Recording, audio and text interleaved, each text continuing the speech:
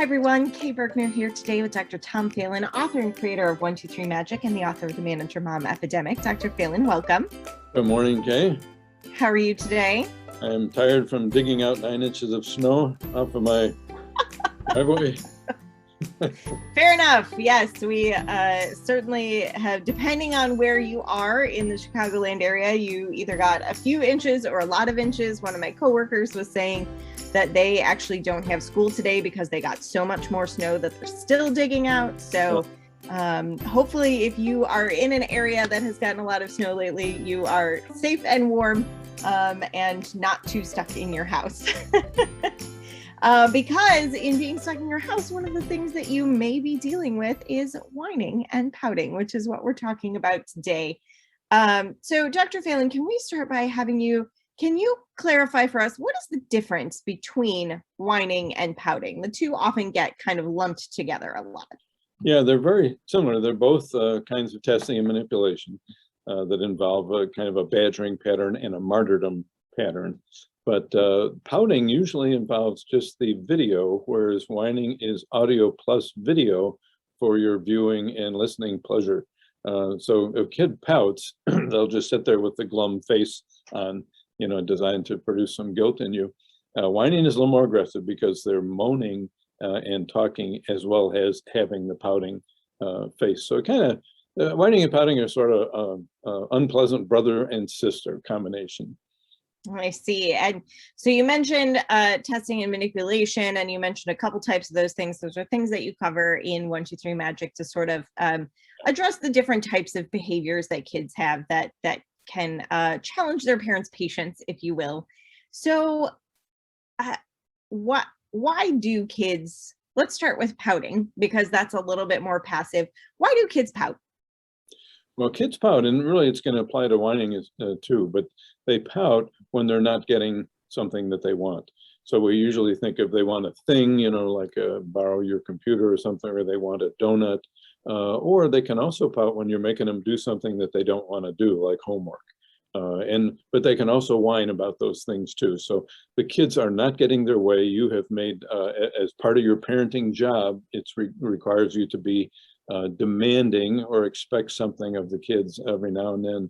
And that means you can't give them everything they want. So when you say no, or you ask them to do something they don't want to do, they can cooperate or they can test and manipulate. And some kids, when they test, they choose whining or pouting, or they could vary them back and forth if they want to. But so it's a frustrated child that's doing that. Got it. Yes, we are having that experience in our house right now as we are working on learning to create a habit of spending a few minutes picking up our room each day. And I think that my 7-year-old spends more time whining about having to clean her room than she does actually cleaning her room. And so, you get in that situation where you're like, if you would have stopped whining and just done the thing I was telling you to do, you would be done by now. You could be doing something much more fun. So, it can be very frustrating as a parent to have to deal with that because it's not,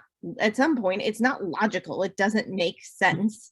And no. We as adults understand, okay, well, it's a thing I have to do. Just go and do it. Obviously getting frustrated and exasperated is not the best way to deal with a whining child. Can you share with us what are some strategies and some tactics that parents can use to deal with a whining child that are a little bit more effective? Let's talk first about the frustration and the exasperation, because you can feel when you were describing it how frustrating it is. And one of the problems with this is it has a unique, whining and pouting have a unique ability to really get under a parent's skin. And once they do, that reinforces the kids for doing it. Remember, the kids are mad at you because you didn't give them what they wanted. And so if they can get you upset or aggravated, that will make them feel a little bit better. At least I'm getting back at them. And it doesn't mean your kids are criminals or anything like that. So the first thing you don't want to do, well, I'm talking about what not to do. So you want to try and not get aggravated and have a routine for dealing with this. I'm going to talk about another don't, if you don't mind for a second. The second thing you want to do is not use reasoning and logic a lot with them, because when the kids are in that whining mode, reasoning doesn't appeal to them and it doesn't get you anywhere. But it's one of the things we logically do because it's, as you said, it's so logical. If you just do this, you would have been free 15 minutes ago instead of still whining at me. So we want to have a routine that prevents us from getting aggravated. And we also want to skip the reasoning business as much as we can with that routine. So I'm partially answering your question, but not quite getting there. Yeah, so those are definitely the things that we don't want to do. So in dealing with kids who are whining, we want to stay calm. Is there any way to prevent kids from starting to whine?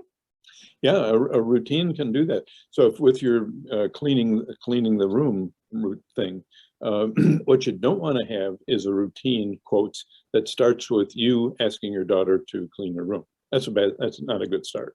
So you want to have a routine. One is the weekly cleanup routine. You make a deal with your daughter that if you clean up your room on Saturday morning to these specs, after that you can go out and you're free to do anything you want. The rest of the week I won't say another word to you about it. So that's a deal.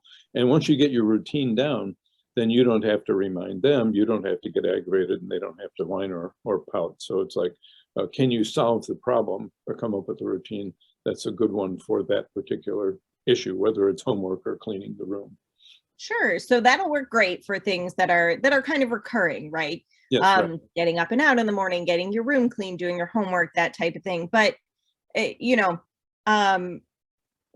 are absolutely going to be times, probably several times during the day, where as a parent, you're going to need to make a spontaneous request of your child, right? Like not everything that I need my kid to do is something that I need them to do regularly all the time and that I can build a routine for. So in the case that I do need to make a spontaneous request, and my child does start whining, then what should I be doing at that point? Yeah, there are a lot of people like distraction, a lot of people like sympathetic listening and so on.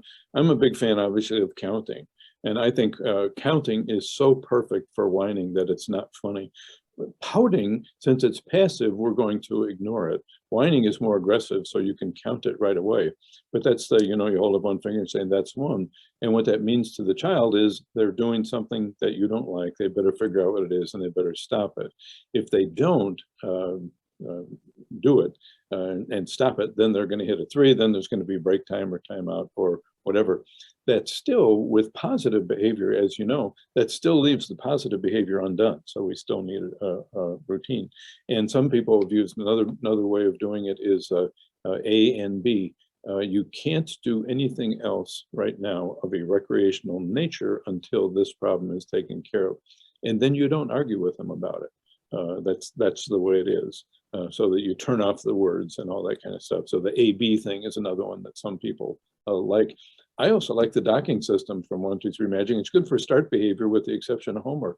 So if you have a deal with a child and they have, supply of money, they have an allowance or whatever, you say, I want you to clean, 3 things in your room.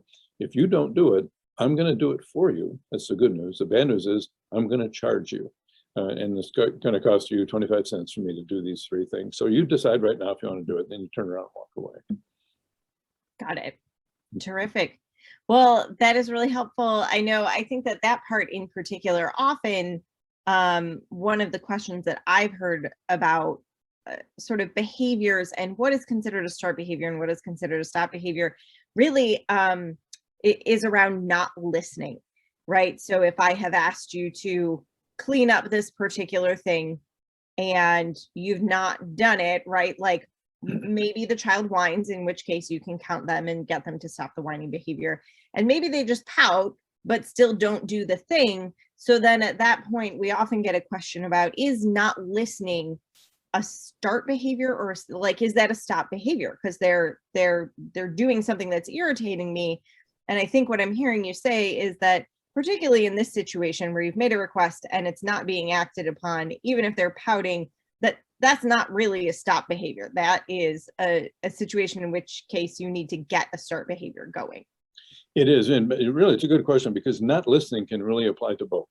So you could have a child who's tantruming and you count and it looks like they're not paying any attention to your counts or whatever, but not listening a lot of times applies to not doing something like cleaning a room or eating your dinner or getting up and out in the morning in that kind of thing. So, and a lot of start-stop behaviors are kind of blended together.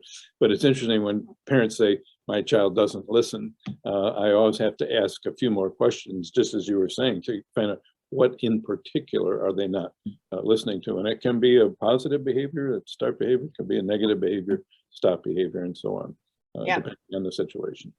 Absolutely. And I think that's why it's great that there are actually a variety of techniques in the book that that you can kind of try to use and experiment with. And you know, some things work really well for some kids. You know, one of my children responds extremely well to the counting, like understands like, that is an indicator that I am doing something I'm not supposed to be doing, so I'm going to stop doing that thing and go do something else. And the other one we have to use a whole different set of tactics with, because the counting is not nearly as effective. That one is a very sort of push the boundaries sort of child. So we found that a lot of this, actually some of the things to encourage good behavior are a lot more effective with him. So it's amazing with the kids. Some days you wake up and you think, you know, where did these kids come from?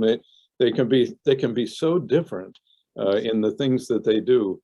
And a lot of that, I mean, it can be learning, but I think a lot of that we're learning more and more is heredity, that some of them got this gene here and another one got this gene over here, and those blend with learning to produce both good things as well as difficult behavior. Yep, absolutely. Well, thank you so much, Dr. Phelan. This has been terrific. If you want to learn more about how to deal with whining and pouting, Dr. Phelan will be doing a free seminar next week. So you can head on over to 123magic.com, get on our email newsletter so you'll get that registration link when it comes out. We will also post it to our Facebook page. Thank you so much for joining us, and we'll talk to you soon. Bye.